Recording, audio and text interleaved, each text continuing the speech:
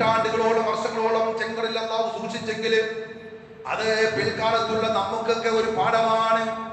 അവരെ ഇന്നും നമ്മൾ ആ ഫറോവ ചക്രവർത്തിയുടെ ബോഡി മമ്മി എന്ന് പറയുന്ന ആ സാധനം കാണണമെങ്കിൽ കണ്ടവർ ഒരുപാട് ആളുകളുണ്ടല്ലോ. ഇന്നും അല്ലാഹു അതിനെ ഒരു കേടുപാടില്ല സൂക്ഷിച്ചെങ്കിൽ എന്റെ പ്രിയപ്പെട്ട മുഅ്മിനുകളെ, അള്ളാഹുവിന്റെ സഹായം നമുക്ക് ഇപ്പോഴും നമുക്കുണ്ട്. പക്ഷേ നമ്മൾ അള്ളാഹുലേക്ക് നമ്മൾ അടുക്കുന്നില്ല. അള്ളാഹുവിനെ നിങ്ങൾ സഹായിക്കണം. എങ്ങനെയെന്ന് വെച്ചാൽ നമുക്ക് ഒരുപാട് പ്രതിസന്ധികൾ ഉണ്ടാകും, നമുക്ക് ഒരുപാട് ബേജാറും ബുദ്ധിമുട്ടും പ്രയാസവും ഉണ്ടാകും. നമുക്ക് അള്ളാഹു രോഗം തരും. അള്ളാഹുവേ, സമ്പത്തില്ലാതെ കരയുന്ന ആളുകളെയാണ് നമുക്ക് കാണാം.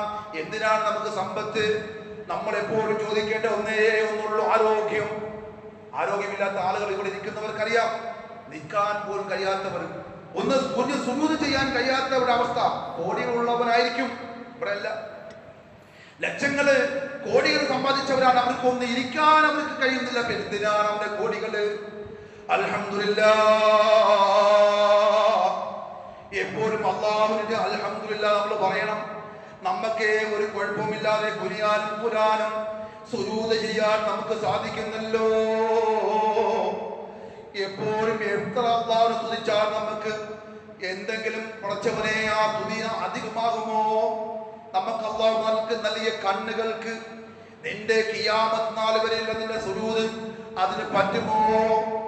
നമുക്ക് എത്ര നാൾ നമ്മൾ എന്തെല്ലാം അമൽ ചെയ്താലും അല്ലാഹു നമുക്ക് നൽകിയിട്ടുള്ള അനുഗ്രഹങ്ങള്, നമ്മുടെ ശരീരങ്ങൾ വെച്ച് ഭിന്നിച്ചിട്ടുള്ള അവയവങ്ങള്, ആ അവയവങ്ങൾക്കൊന്ന് പോരായ്മ വന്നാൽ ലക്ഷങ്ങൾ കൊടുത്തു പോലും ഫിറ്റ് ചെയ്താൽ പോലും ആ പഴയതിന്റെ ക്വാളിറ്റി കിട്ടുമോ? പ്രിയപ്പെട്ടവരെ, ഹാർട്ട് അറ്റാക്ക് വന്നവർക്കറിയാം. അല്ലാഹു നമ്മെ എല്ലാം കാത്തുരക്ഷിക്കുമാറാകട്ടെ.